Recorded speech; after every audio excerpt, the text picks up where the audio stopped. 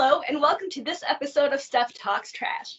My name is Stephanie Valentic, Editorial Director of Waste 360. In today's special episode, we'll be touring Lifecycle's new Rochester, New York facility with co-founder Tim Johnston. Enjoy the show. Can you please just start by telling me a little bit about the process of opening this plant up, why Rochester, and what the actual process was from development to opening it? Yeah, no problem. So we actually did quite an extensive review across North America to try and determine where we wanted to put our first US operation.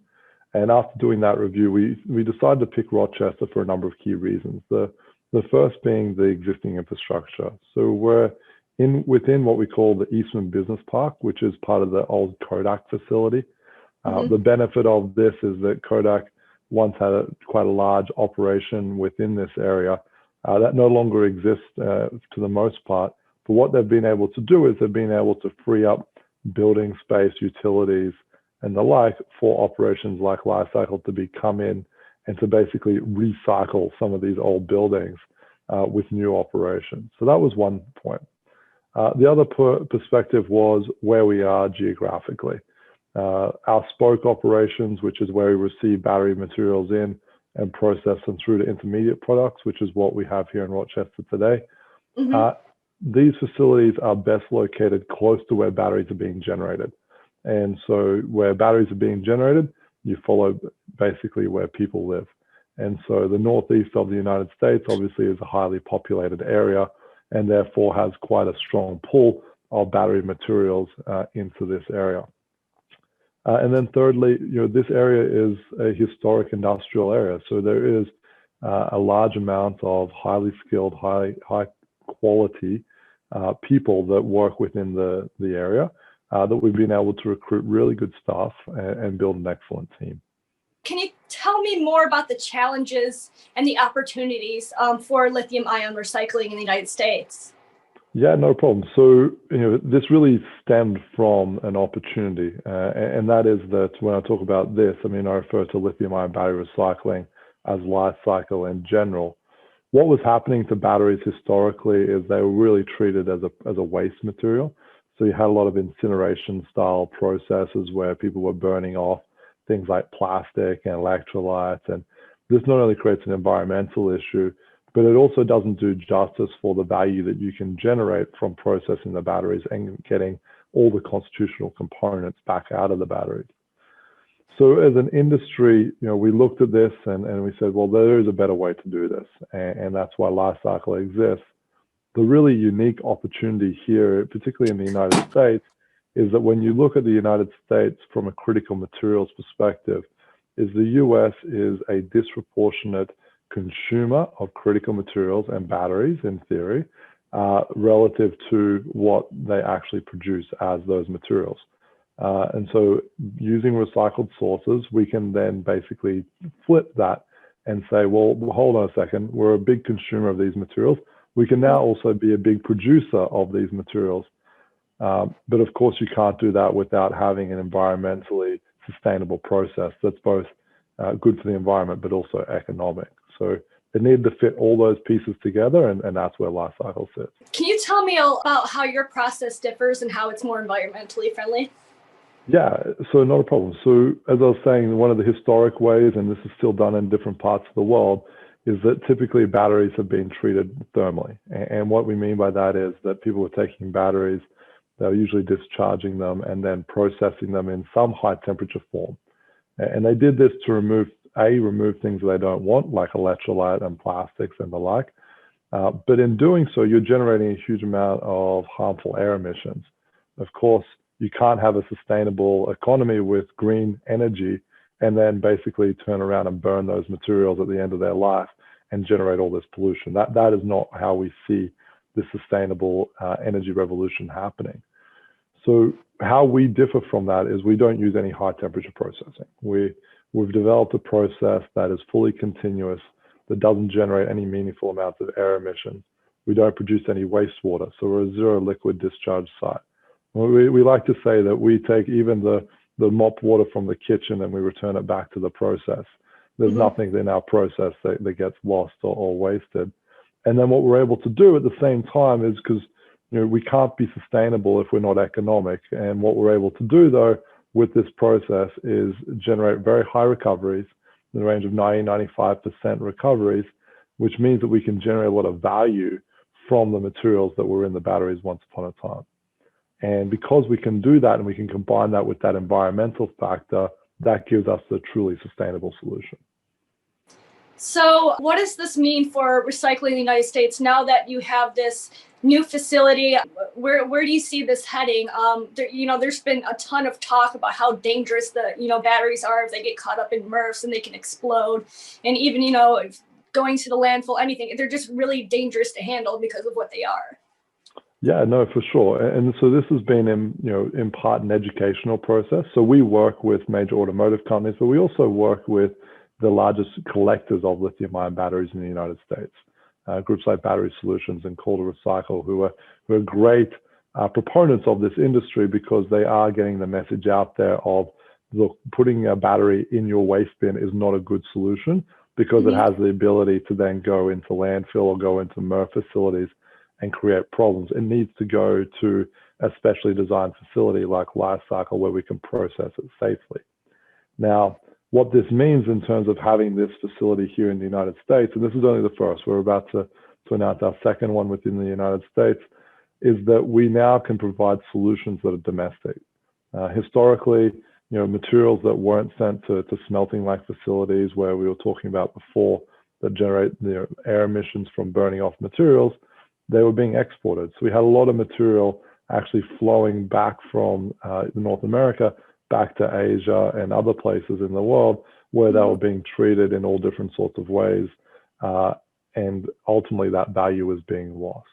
And so by being able to provide a low cost, sustainable solution here, we're really looking to see an increase in the total capture of lithium-ion batteries at the end of their life, as well as manufacturing scrap and the other components that go into the development of the full battery life cycle, in order to be able to provide a solution that is both domestic, low cost, and sustainable. Well, what's next for Lifecycle? You mentioned that that the company just is about to announce another facility. Where this is really important for battery recycling in the United States. Where do you see the company going in the next few years? Yeah, no, it's a great point. So our process is actually two parts. So we have what we call a spoke and hub model. The spoke is where we receive battery materials in and we produce intermediate materials from that, and we sell them commercially today. What we announced in Q3 of 2020 was that we're actually also going to build a hub. A hub is a processing plant where we take that intermediate materials and we regenerate it back into battery grade chemicals to go back directly to the battery industry. So the benefit of doing this is now it's a bespoke operation that's dedicated to processing this type of material. We can do it much more efficiently. We can generate the right materials that go back into the battery industry. And so that's actually in process at the moment. We're in the final stages of engineering. We're working through the permitting, etc. And we're really excited to move into that next phase of development here in the United States. Mm-hmm. Well, thank you. Do you have any final thoughts before we move on to the virtual tour? No, I think that's great. I think, just from the virtual tour perspective, the key things we want to get across is that, it starts with safety, how we handle the batteries at the front end. And then we combine that with the technology on the back end to process the materials safely and generate high value products. So what I'm going to do is I'm actually going to utilize a couple of our colleagues. We're going to start with Jackson. Jackson's actually here in the warehouse facility where I am, but just save me walking around and audio not being as good. It's much easier for Jackson to be cameraman for us. And then once we've finished here in the warehouse facility, we're going to flip across to Andrew, who's at the processing plant, where we're currently processing some manufacturing scrap in order to demonstrate and show what we're doing here from a processing perspective in Rochester. Perfect. Is that okay? Yes. Okay, so with that, so I'm going to just spotlight to Jackson. Jackson's standing up front. That's my car there. Okay, so So this is our Bolter warehouse facility. It's located in Webster, which is just east of Rochester. This is where we receive batteries and battery materials. So we do receive everything from very small consumer-based batteries, iPhone batteries, laptop batteries, and the like. We also receive manufacturing scrap, as well as high voltage electric vehicle energy storage batteries, all start off in this facility. As Jackson sort of comes into the plant, should also note that this is a replication of the facility that we have in Kingston, whereby we have a warehouse facility and then we have a separate processing plant. So anyway, so Jackson's just come into the front door, and you can see, I'm actually sitting here on the laptop, but Jackson's going to go back out into the warehouse, and I'll just describe a little bit more about what we're doing out here. Of course, no need for PPE for you today because you're not here in person, unfortunately. Okay, so as we come out into the warehouse, a couple of key points from a safety perspective is, we are handling battery materials. There is a high degree of things that you need to pay attention to when you're handling batteries. It all starts with how the batteries are received. So before they're even sent to us, we have a process that we work through with our customers for pre-shipment checklists. It includes taking photos and the like of the materials being sent to us. Once they're received in the facility, they come through one of these 4 bay doors. They then come into a staging area, which is right there. There's nothing there. The guys are just finished. So, but basically what we do is this then gives us an opportunity to inspect what's going on. We want to make sure that we've been sent what we were expected to be sent, that there wasn't any miscommunications on the transportation side. It also enables us to inspect the containers to make sure that they weren't damaged during transport. Once we're satisfied that it is the material that we were expecting, that it is okay to go into our inventory system, we weigh and barcode every pallet. And basically what that does is that allows us then to track how long the material's been in the warehouse. In general, we try and keep between 2 and 3 months worth of inventory. Rochester's just ramping up. It only started operation in December, so we're still filling up the warehouse here, but this warehouse will be full before too long. We do receive batteries in all different forms, whether or not, and there is regulatory guidance in terms of how batteries need to be transported, depending on whether or not they're consumer-based batteries, high voltage batteries in packs or separate. A lot of the battery material we receive is in 55-gallon drums. A lot of the manufacturing scrap we receive is in Gaylord boxes like this. And then when it comes to high voltage material, it depends on whether or not there's a hard exterior casing. So for example, we will receive from time to time full packs. They have a hard exterior casing. If they're not full packs and they're loose modules without a hard exterior case, then they're put into flame retardant crates for transportation. This protects the batteries during transport. So a couple other things to point out from a safety perspective. We do have clear demarcations on the floor. You will notice that there's no racking in any of our facilities where we're holding batteries. We do this from a safety perspective. We want to make sure that we can access every single pallet on the floor. As part of our process, we do daily inspections of all our materials, including thermal monitoring. And so this enables us to basically be able to directly access every single pallet on the floor.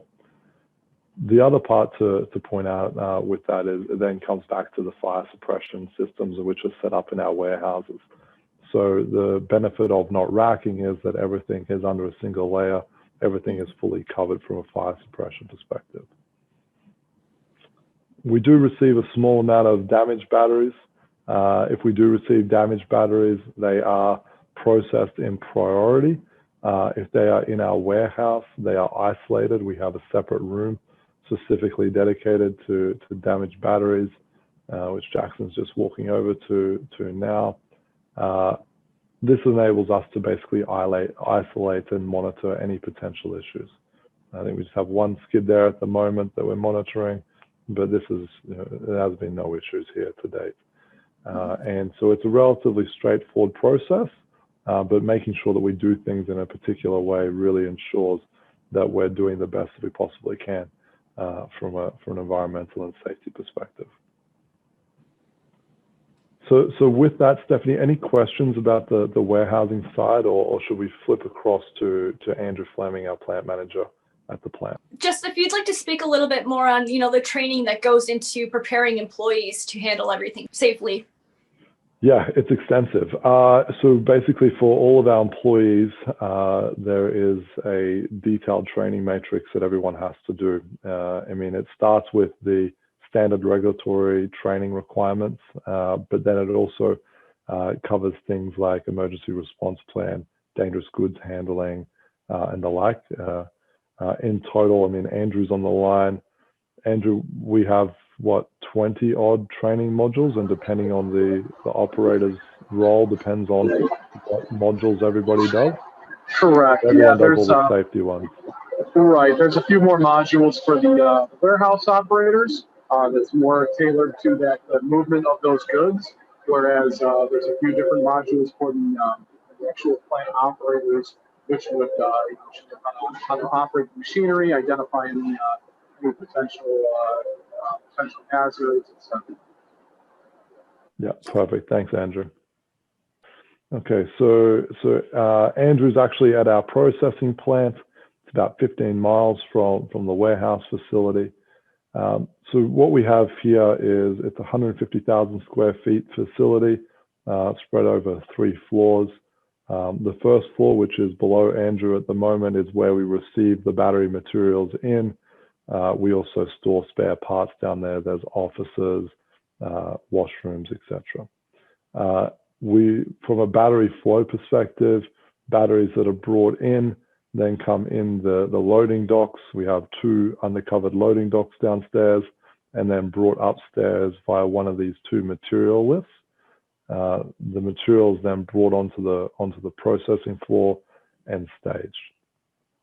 So depending on what material we're feeding, today we're processing manufacturing scrap, but if it's 55-gallon drums, you'll see that we have 2 drum tippers. We then have the ability to remove vermiculite. So in the case of consumer batteries, they're usually transported with a vermiculite material. The vermiculite is collected. We have a dust extraction system there for hygiene. It then goes onto the sorting conveyor. So whilst it's difficult to inspect the full contents of a drum without entering it, this enables our operators the ability to check again and make sure that we're processing what we intend to process. So at the final stage gate. But then there's also an opportunity here to remove any excess packaging material, any excess plastic or the like that may have been sent in through with the material, with the batteries. From the sorting conveyor, we go up the main feed conveyor, and I'll get Andrew to start walking west. So we go up the main feed conveyor, up into the heart of our plant. One of the key things about the plant is utilization. So we run, the plant is fully continuous. We're shredding on a continuous basis. That's a very important distinguisher of this plant relative to other shredding operations. We shred in what we call an immersion solution. So this immersion solution is a solution that we use to enable us to shred both batteries in a charged state. So you'll see that we don't discharge batteries ahead of processing. But we're also able to chemically treat the electrolyte as the batteries are being processed. This ensures that we're minimizing any potential for any volatility associated with the batteries. The shredder is now liberating the materials from within the batteries. The low density plastic, if you want to keep walking west, Andrew, floats to the top and then overflows onto a dewatering screen at the back there, which Andrew's going to point to. There we go. So that's the dewatering screen for the plastics. The plastics are washed and then bagged on the other side. The heavier material goes down through the shredder, and then it goes through up the screw conveyor and through multiple stages of washing and recovery. The black mass is, the shred, first of all, ultimately ends up in the end of the plant, which is further west of where Andrew is at the moment. So if you just keep going, Andrew, there you go. So that's where the shred material comes out of the process at the back of the plant here. The black mass ends up in the settling tank. So that's the shred product there. The black mass ends up in a settling tank as a slurry. It's then pumped through one of two filter presses, dewatered and recovered as a filter cake. The black mass itself, we maintain a moisture content, a minimum of 12%. This avoids any dusting issues. All the water that is recovered is then sent back to the process and recirculated back through the plant. So we're slightly water negative in the sense that we consume a small amount of water across the year, but we don't generate any wastewater. And because we're not treating any of the materials thermally, we don't generate any meaningful amounts of air emissions. So overall, the plant is enabled and designed to be very sleek, automated, low footprint. It's quiet relatively. I mean, Andrew can take his mic on for a second, but you would hear basically that it's running at about 85 decibels. And so it's compared to other processing plants, it's very, very amenable to the operators working in that environment. Refresh me on how much material is coming in, and then how much are you processing? Yeah, so this is a 5,000 ton per year facility. So that equates to a bit over 700 kilograms per hour. I can convert that to pounds, but it's like 1,650 pounds per hour. So that's what it's designed to do. This plant was built fully modular, so it's a replication of what we have in Kingston, but built in a fashion such that it basically breaks down into 6 transportable modules. And then those modules can be transported to site, installed. To give you an idea, these modules arrived in Rochester on the 3rd of November, and we were able to run first material on the 4th of December. So about 4 weeks between arrival and actual plant operation allowed us to deploy them quickly and at a lower cost. So it's not as exciting in the virtual sense, but in person, it's a lot of fun to sort of crawl over and look through. Can you explain, do you get any kind of contamination within your plants, and how do you handle that? For instance, when you have the battery materials come in? Yeah, so we don't collect lithium-ion batteries directly. So they've already gone through an aggregator of some description. So usually they've gone through 2 or 3 stages of sorting to remove contaminant batteries. On the sorting conveyor, if we do notice anything, then the operators have the ability to reject it, and we return it back to the customers. Thank you so much for, setting this whole thing up for me. I really appreciate it. I really wish I could, actually come out there and physically see everything. But it was really nice of you to, take your time and set this up and have everybody walk through for me. And I really appreciate that. Yeah, not a problem. Thank you once again for joining me for this episode of Stef Talks Trash. For this and other episodes, please visit waste360.com, Instagram TV, and YouTube. Thank you and have a great day.